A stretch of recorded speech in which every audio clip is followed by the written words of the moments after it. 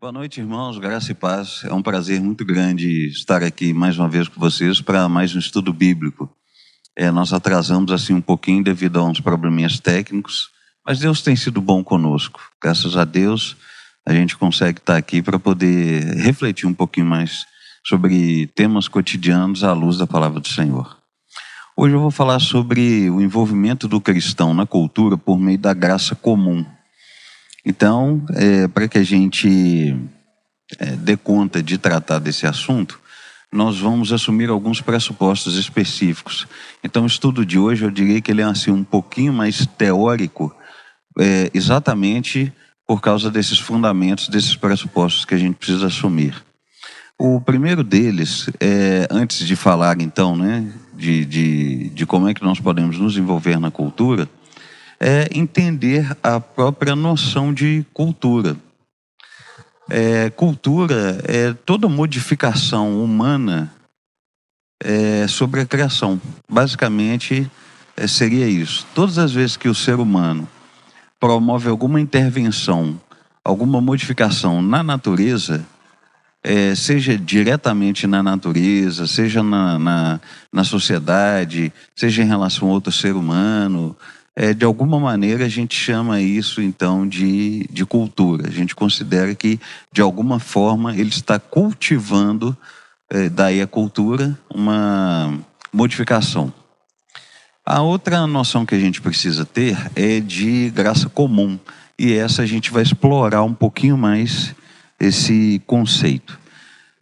Não é muito comum em círculos não reformados, isto é, igrejas pentecostais, neopentecostais, renovadas, tratarem do conceito de graça comum. Apesar de que ele é um conceito bíblico, você vai encontrar isso nos livros de teologia sistemática e nos ensinos das igrejas cuja vertente teológica escolhida foi a teologia reformada. Falar em graça comum é falar que Deus, na sua infinita sabedoria e misericórdia, provê todos os recursos, provê todos os meios necessários para a sobrevivência de todos os seres humanos. Então, ao falarmos em graça comum, estamos falando que, por exemplo, a vida, a saúde, o emprego, a criatividade, a capacidade de produção, a capacidade de criação, de inventar coisas, tudo isso faz parte, está incluso no pacote de realizações da parte de Deus para o ser humano dentro da graça comum. Falamos ainda em graça comum como um meio de distinguir a forma de Deus agir sobre a vida do regenerado da forma que Deus age sobre a vida do não regenerado. Então não é que existem duas graças, a especial e a comum, mas existem duas maneiras diferentes, duas formas diferentes de Deus lidar. Com o regenerado, Deus lida de um jeito, com o não regenerado, Deus lida de outro. Então, com o regenerado, dizemos que o modo como Deus atua, ainda que inclua a sua provisão, chamamos isso de graça especial. Por quê? Porque o regenerado tem a oportunidade, ou teve a oportunidade, de, por meio da pregação do Evangelho, ter sido resgatado pelo Espírito Santo, ter sido salvo, e agora em conversão, e num processo de santificação, ele tem a oportunidade de se envolver cada vez mais com Deus, se relacionar cada vez mais com Deus e com o seu próximo, e viver uma vida então dentro dos princípios do reino de Deus, baseado no que a palavra nos ensina, no que a palavra de Deus nos ensina, a Bíblia, especificamente os evangelhos. Então essa é a oportunidade que o regenerado tem. Portanto, todas as vezes, por exemplo, que ele peca, ou todas as vezes que ele comete atos de bondade, ou todas as vezes que ele comete alguma maldade, o modo de Deus lidar com isso, com essa pessoa, é de um jeito. Levando em consideração o seu eterno perdão, levando em consideração a justificação pela fé, E a justificação significa que todos os pecados desse regenerado estão perdoados. Os pecados cometidos no passado, os pecados que ele ainda comete no presente e os pecados que ele há de cometer no futuro. Já para o não regenerado, como ele não foi resgatado pelo Espírito, ele não foi resgatado por essa graça, então ele não tem uma vida com Deus. Ele nem mesmo se interessa por ter essa vida com Deus. Ele nem mesmo se interessa por buscar Deus, conforme Romanos capítulo 3, a partir do verso 10, ensina. Então, uma vez que sobre esse ímpio, sobre esse incrédulo, sobre esse não regenerado, note que eu não estou sendo aqui preconceituoso, eu estou usando terminologias bíblicas. Então esse ímpio, esse não regenerado, esse incrédulo, o modo de ele viver, ele se vê como centro de todas as coisas e ele obedece única e exclusivamente aos desejos do seu coração. Acontece que os desejos do seu coração estão contaminados por um poder espiritual chamado pecado, que é o mesmo pecado contra os quais os regenerados lutam ainda.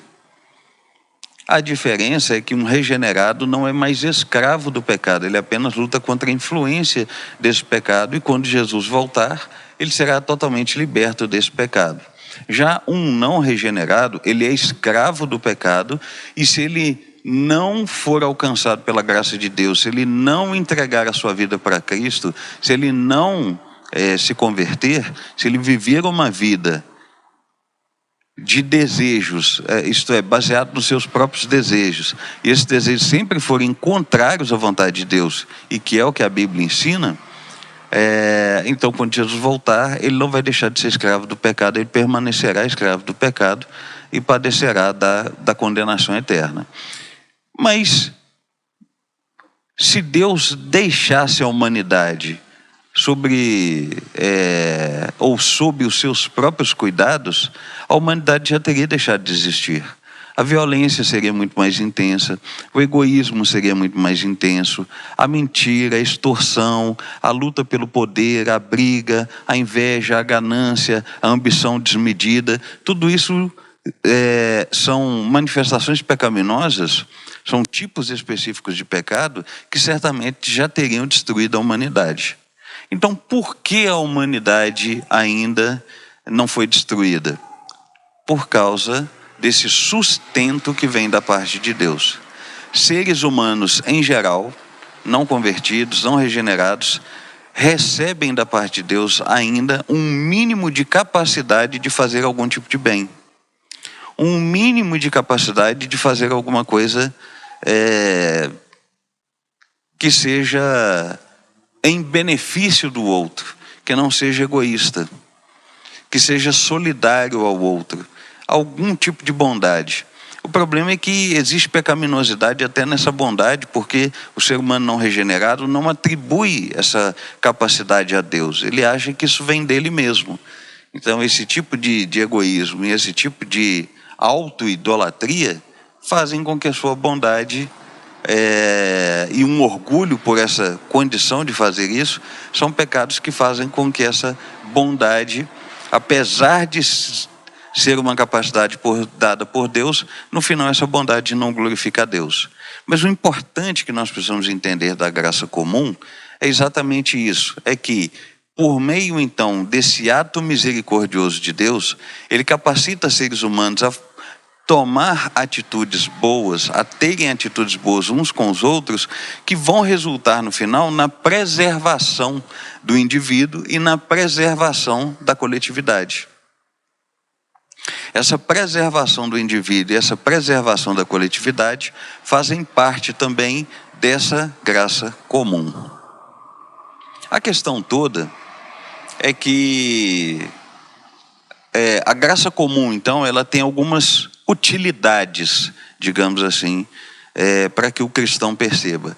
A primeira dessas utilidades é que ela acaba virando um testemunho contrário, isto é, que não é a favor dos não regenerados, porque Deus dá tudo para eles, dá fôlego de vida, dá trabalho, dá comida, dá sustento, dá capacidade de viver, dá capacidade de criatividade, de produzir, de inventar as coisas, de trabalhar, de constituir família, enfim, de tudo. Mas eles nunca reconhecem isso. Então, no final, Deus, ao julgá-los, vai julgá-los a partir dessas capacidades que foram dadas para eles, e eles rejeitaram a Deus a si mesmo, e eles não quiseram Deus a si mesmo. Então, uma das utilidades da graça comum é a provisão e o sustento de toda a humanidade. A outra, estou falando do caso dos não regenerados. A outra utilidade da graça comum é servir de testemunho a favor do próprio Deus e contra os incrédulos no dia do juízo. E a terceira utilidade é a que nós vamos trabalhar hoje. Abrir o entendimento do cristão, abrir a sua mente para perceber que Deus é soberano. Se dizer que Deus é soberano é dizer que Ele cria, sustenta e governa todas as coisas, sobre todas as coisas.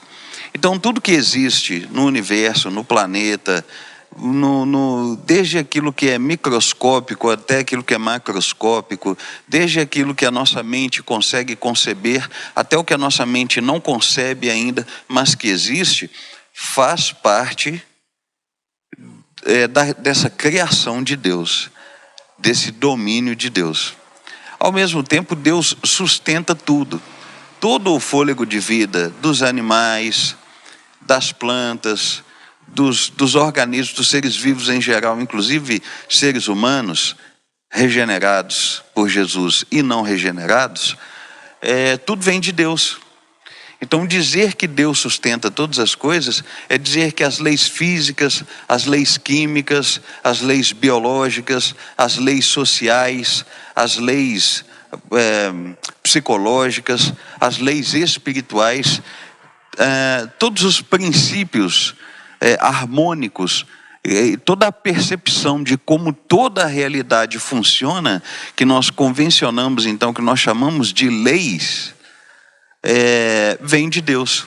É o modo como Deus sustenta a sua criação. Ao contrário do que muitas pessoas acreditam, de que primeiro eu tenho a criação, depois eu tenho a formação das leis para poder dar conta de explicar, é o contrário. Deus é soberano, e Ele é soberano em cada esfera da vida. Ele é soberano em cada esfera da existência. Ele é soberano em cada esfera da realidade. Então, cada esfera da realidade, cada parte da realidade, por exemplo, o modo como as águas no nosso planeta funcionam. O oceano, o mar, o rio, o riacho, o córrego, o modo como elas desembocam, seu nascimento no lençol freático, o uso de água doce, o modo como a água se torna salgada. Tudo isso tem digamos assim, uma cartilha de funcionamento, mostrando então que Deus é soberano no controle daquela área específica. Aí nós temos ali o reino animal, o reino vegetal e o reino mineral, que são as designações estabelecidas por Aristóteles. Então, se nós pegarmos essas três convenções, essas três designações, no reino animal existe uma cartilha de funcionamento sobre o modo como cada animal vive, sobre a importância que cada animal tem e como é que ele compõe a natureza e como é que ele compõe esse reino, sobre essa questão de quem é predador de quem é presa de quem, o tipo de alimento, absolutamente tudo que existe, todo o funcionamento do reino animal, nesse modo como funciona, faz parte dessa cartilha que mostra que Deus é soberano. A mesma coisa o reino vegetal e o reino mineral. Então não é diferente em relação à vida humana.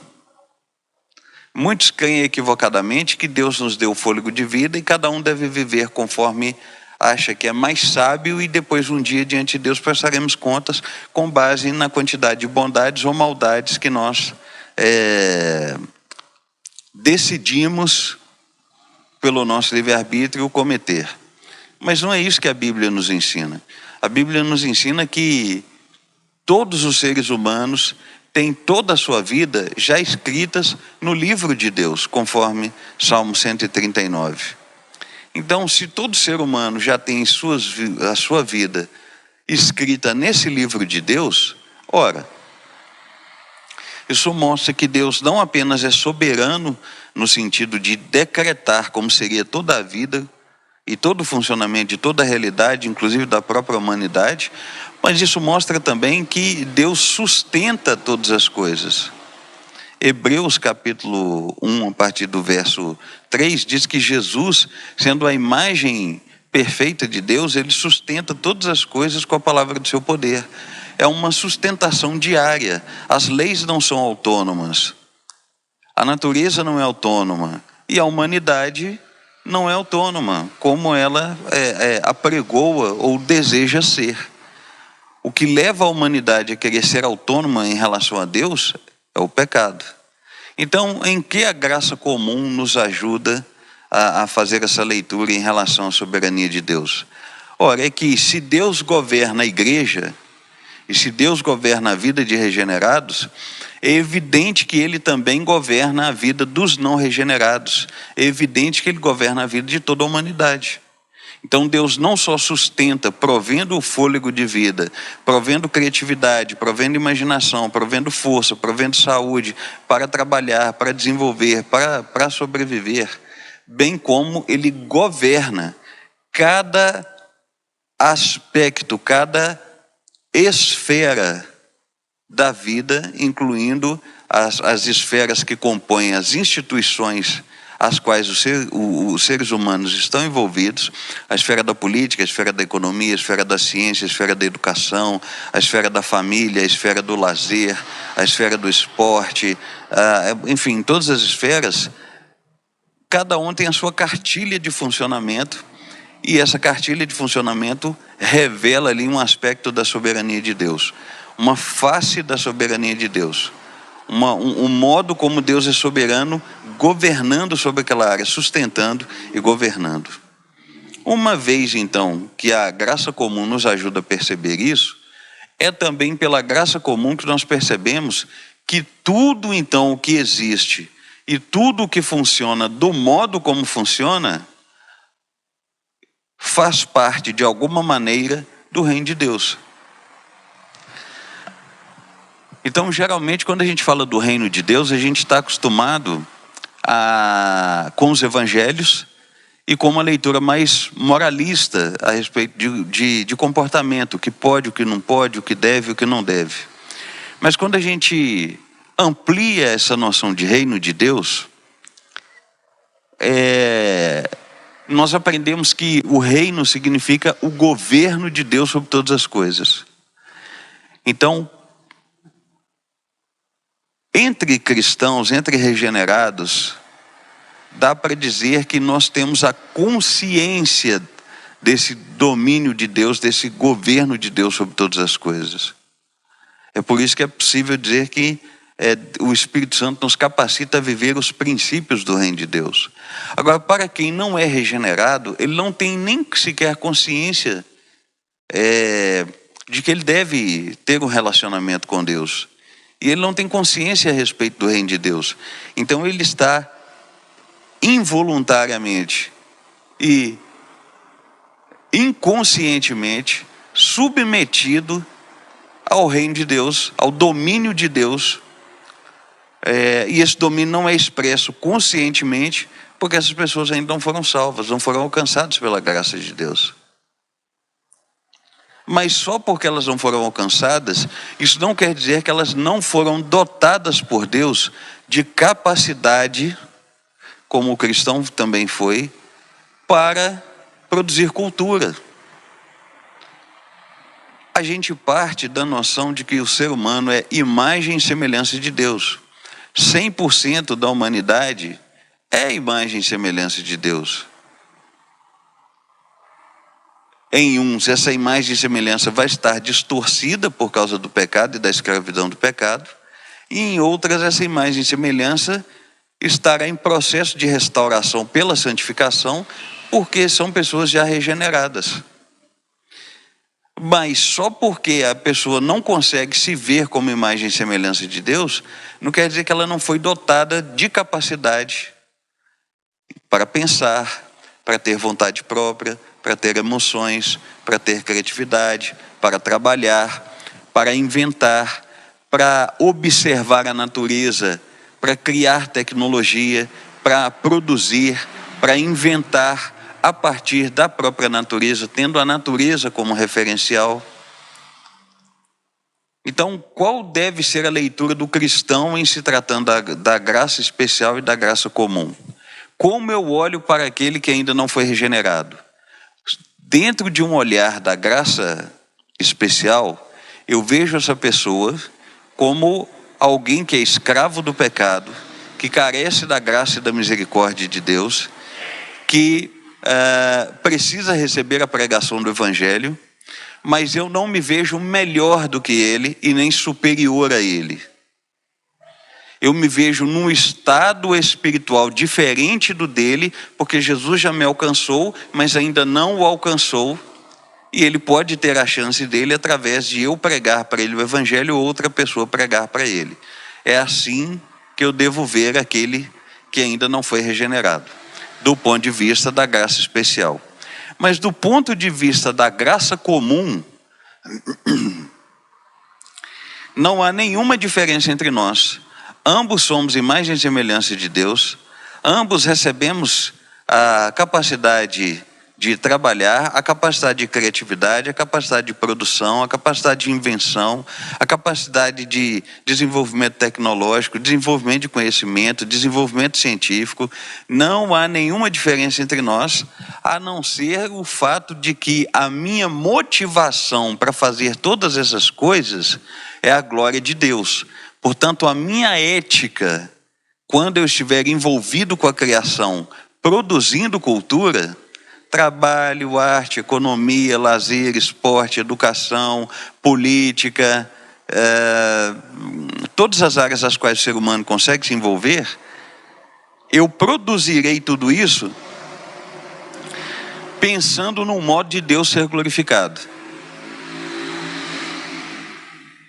Por exemplo, José e Daniel, eles trabalharam na política. E nem por isso eles transformaram nem o Egito e nem a Babilônia numa teocracia. Até porque, biblicamente, não é possível que nenhum de nós melhore esse mundo. Biblicamente, nós devemos aguardar pela volta de Jesus para que ele seja destruído, para que algo melhor seja posto no seu lugar. Então, o que eu posso fazer é em testemunho, por eu ter entendido que estou debaixo do governo de Deus, por eu ter entendido que eu fui regenerado, que eu sou pecador e que careço da graça de Deus, por essa graça especial ter me alcançado, por esse conhecimento bíblico ter me alcançado, o que eu posso fazer é desenvolver uma ética bíblica tal que tudo aquilo que eu vou fazer de produção de cultura, no relacionamento com a minha família, com a minha esposa, com os meus filhos, com meus pais, com meus irmãos, com meu chefe ou com meu funcionário, com quem quer que seja, eu faço isso pensando naqueles princípios que Jesus ensinou do Evangelho, de comunhão, de como nós nos relacionamos uns com os outros, e faço isso pensando em como Deus será glorificado, vai se alegrar com as minhas atitudes. É isso que me diferencia lá na graça comum desse não regenerado. Porque o não regenerado, lembre-se que o seu Deus é o seu próprio coração. Seu ídolo é o seu próprio coração. Ele está preso aos seus desejos pecaminosos. Então a ética dele não será bíblica. A ética dele não será cristã. Ele não vai fazer as coisas pensando em como glorificar a Deus. Ele vai fazer as coisas pensando em como construir um nome para a própria história. Ele vai construir as coisas pensando em como, de alguma maneira, se eternizar por meio das suas obras. Contudo, o que me possibilita me envolver culturalmente com esse não regenerado, com esse não cristão? Primeiro princípio: todo ser humano é religioso. Ele tem a necessidade de crer em algo que vai além de si mesmo e que dê sentido para a sua própria vida. Então, já que todo ser humano ele é religioso, ele pode não conhecer o Deus da Bíblia, mas apesar da queda, apesar do pecado entrar no mundo, apesar da imagem e semelhança de Deus estar distorcida nele, esse sentimento religioso que ele tem de buscar um sentido para a vida, é o que mostra que a imagem e semelhança de Deus foi, de alguma maneira, preservada nele, possibilitando que ele, então, produza cultura conforme o mandamento estabelecido por Deus, conforme a ordenança estabelecida por Deus. Então, lá em Gênesis, capítulo 2, a partir do verso 15, se eu não me engano, 14 ou 15, em que a palavra de Deus nos informa que Deus plantou um jardim, colocou o homem para regar e para cuidar, aquilo ali, quando a gente expande o seu significado, é para que a gente tenha essa ideia de que o trabalhar no jardim é produção de cultura.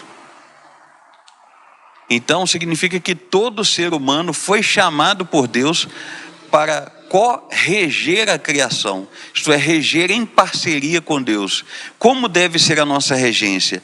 Descobrindo os potenciais que Deus deixou na criação, trabalhando esses potenciais para que eles se tornem fonte de conhecimento, de tecnologia, de aperfeiçoamento para o nosso próprio conforto, mas acima de tudo e principalmente, um aperfeiçoamento de tudo que existe, como consequência da inteligência que Deus me deu e para a sua própria glória, para que Ele se alegre ao ver o meu trabalho, a minha produção cultural. Então esse é o primeiro pré-requisito, que o ser humano, ele é religioso. Como religioso, o segundo pré-requisito é que ele é a imagem e semelhança de Deus. O terceiro é que Deus não ordenou apenas cristãos, mas Ele ordenou todos os seres humanos, cristãos ou não, que cuidem e lavrem e guardem o jardim, ou seja, que produzam cultura. É por isso que nós precisamos, então, de cristãos, médicos, cristãos, enfermeiros, cristãos, administradores, cristãos na segurança pública, como policiais e outros agentes de segurança. Nós precisamos de cristãos, professores, educadores, nós precisamos de cristãos na política institucional, precisamos de vereadores, de prefeitos, de deputados, de senadores, deputados estaduais, deputados federais, no Supremo Tribunal Federal, nas outras instâncias que compõem o Executivo, o Legislativo e o Judiciário, nas instâncias municipais, estaduais e federais. Nós precisamos da participação desses cristãos, mas não para que tudo seja transformado numa teocracia, porque isso não será possível. E nem para a derrubada do Estado, como eu já disse em outro estudo, porque isso não será possível. Mas sim como testemunho de que quando nós nos envolvemos com a cultura, isso também faz parte da obra de Deus. Eu dei um outro estudo aqui, explicando sobre a questão da obra de Deus, e mostrei que quando o cristão está envolvido com a cultura, o que ele está fazendo é tão obra de Deus como quando ele está envolvido no ministério institucional da igreja, na missão, no envio de missionários, na pregação do evangelho, nos estudos bíblicos, naquilo que é feito dentro e fora dos templos, que envolve então essa vida eclesiástica, piedosa, essa vida devocional. Então, nós temos a garantia dada da parte de Deus, de que nós podemos, pela graça comum, nos envolvermos com a cultura. Por quê? Porque todo o mundo, todo o planeta, tudo o que existe, toda a capacidade dada por Deus ao ser humano, faz parte do reino de Deus. Abraham Kuyper, no dia que a Universidade Livre de Amsterdã, se eu não me engano, foi fundada, ele já era primeiro-ministro da Holanda, ele era pastor, teólogo, jornalista e foi um estadista. Como estadista, ele trouxe grandes contribuições para a política da Holanda a partir da noção de graça comum, governando para cristãos e não cristãos, fundou o partido antirrevolucionário, mostrou os malefícios que a Revolução Francesa trouxe, essa noção de liberdade, igualdade, fraternidade, sob uma perspectiva humanista, o quanto isso é pernicioso, não só para o cristianismo, mas para a própria cultura e para uma cosmovisão cristã. Ele, na fundação da Universidade Livre de Amsterdã, e a chamou de livre exatamente para que cristãos e não cristãos pudessem ter a oportunidade de desenvolver ciência, a partir de uma ética, de um referencial ético específico, bíblico, correto, coerente. Ele declarou a seguinte frase: não existe um só centímetro em toda a realidade a qual Cristo não clame, é meu, me pertence. É baseado nessa noção de que tudo que experimentamos na vida, todas as instituições, o mundo, os reinos, os governos, os príncipes,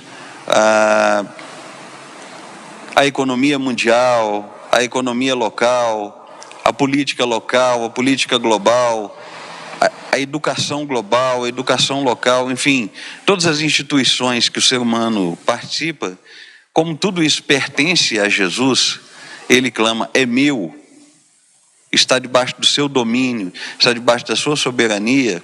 É isso que me habilita a produzir cultura. E o que eu chamo de produção de cultura? Não é só arte.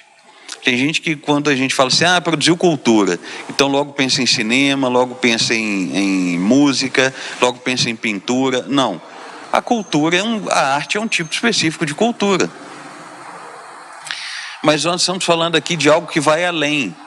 Uma noção de que é perfeitamente possível que um cristão ele escolha profissões, a profissão a qual ele quer se desenvolver no seu trabalho, ele participe dessas profissões, siga as regras e os critérios éticos dessa profissão e complemente as regras e os critérios éticos com o seu conhecimento bíblico, dando testemunho no local em que ele está. Mostrando ali que só porque ele é cristão, não quer dizer que ele tem que ficar isolado, ter uma postura exclusivista em relação a quem não é cristão. Pelo contrário, nós somos chamados a ser luz e sal, e sermos luz e sal não envolve apenas a proclamação do evangelho, a evangelização por meio das palavras, que é o principal, mas envolve também a vivência do reino e a capacidade de convivência com esses não regenerados lá no campo da graça comum, procurando dar bom testemunho e procurando apenas não se envolver nos atos pecaminosos deles. Apenas não ser conivente com os atos pecaminosos. Eu não tenho que ser exclusivista. Eu não tenho que ser alguém que, quando vou me assentar à mesa para jantar ou para almoçar lá na empresa com os meus colegas, todos eles estão assentados próximos uns dos outros e eu me assento retirado, coisa de 2, 3 metros de distância, porque eu sou santo, porque eu sou puro, porque eu não sou ímpio. Não é isso. Não se trata disso. Se trata da capacidade de me envolver com eles, de trabalhar com eles, de produzir com eles, de ter criatividade com eles, de desenvolver tecnologia, de desenvolver conhecimento, apenas tendo um conhecimento bíblico tal e uma referência ética, bíblico-ética tal, que no momento em que eu perceber o pecado, ou as distorções que o pecado quer promover ali naquele grupo, ou no que aquele grupo está produzindo, eu não me envolvo, ou eu trago alguma contribuição para melhorar aquela nuance ali, para melhorar aquela área. Então, se eu entendo bem o que é graça comum, que é esse sustento da parte de Deus, se eu entendo bem o que é o reino de Deus, que é o governo de Deus, e sobre nós ele está estabelecido de forma consciente, sobre os ímpios é de uma forma inconsciente, mas Deus de qualquer maneira continua sendo governante. Então eu descubro que não por causa do ímpio, não por causa do incrédulo, não por causa daquele que não conhece a Deus, mas por causa do próprio Deus, eu descubro que eu sou chamado a usar de algumas capacidades que são comuns, que são iguais, que eu tenho e que esse incrédulo também tem, para que a cultura seja produzida e para que Deus então seja glorificado.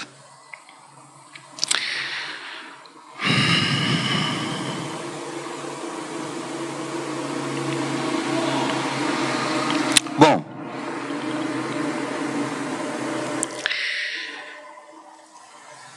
fazendo uma breve recapitulação então, porque como eu disse, esse nosso ensino ele seria mais curto e mais teórico. Não confunda graça comum com graça especial.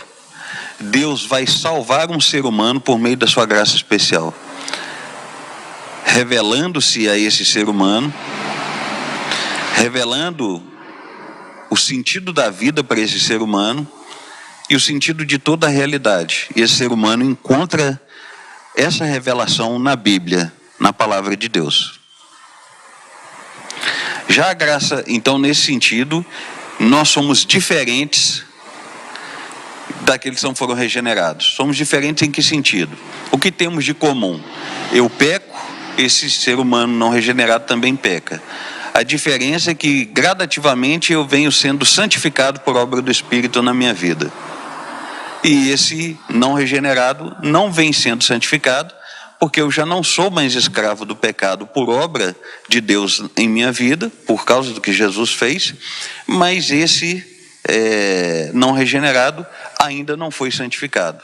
A oportunidade dele virá se, ao ouvir a mensagem do Evangelho, ele entregar-se a Cristo por obra do Espírito. Então, do ponto de vista dessa graça especial, como eu olho para ele? Eu não me vejo como alguém melhor, eu me vejo apenas como alguém diferente do ponto de vista de que estou sendo santificado e ele ainda carece dessa misericórdia, dessa graça, desse amor, desse resgate. Agora, do ponto de vista da graça comum, não há nenhuma diferença entre nós. Todas as capacidades, como imagem e semelhança de Deus, que ele recebeu, eu também recebi. Todas as capacidades que eu tenho de trabalhar, ele também tem. Todas as capacidades que ele tem de produzir tecnologia e de ter criatividade, eu também tenho. Todas as capacidades e todas as potencialidades que eu recebi para o desenvolvimento da cultura, ele também recebeu. Então eu devo me unir a ele nessa produção de cultura, com uma pequena diferença. Minha base ética é bíblica. Tudo que eu fizer, eu intencionarei glorificar Deus. E no convívio eu vou perceber claramente que a base do não regenerado não é uma ética não cristã, que tende a não glorificar Deus. Pelo contrário, ele quer apenas a construção, a eternização do seu nome a partir do seu feito, a partir do seu trabalho.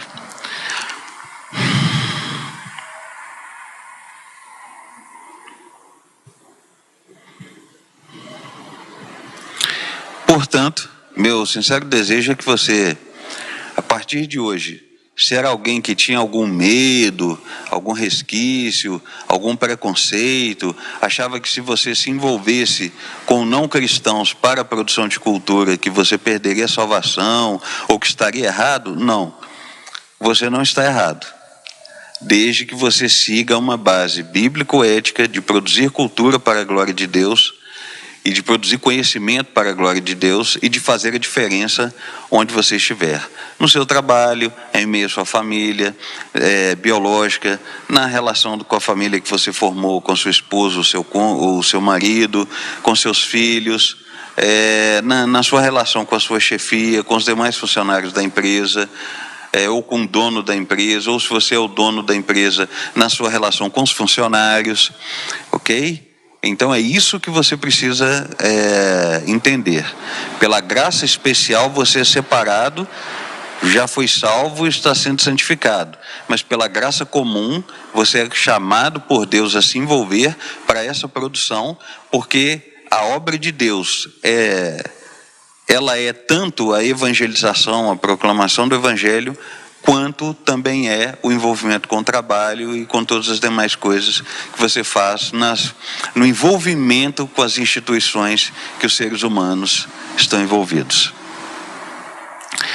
Esse foi um estudo assim mais rapidinho, mas eu espero de verdade que você tenha entendido, que você tenha sido edificado e que a partir de hoje, em nome de Cristo Jesus, você cresça espiritualmente, você amadureça e que você consiga se envolver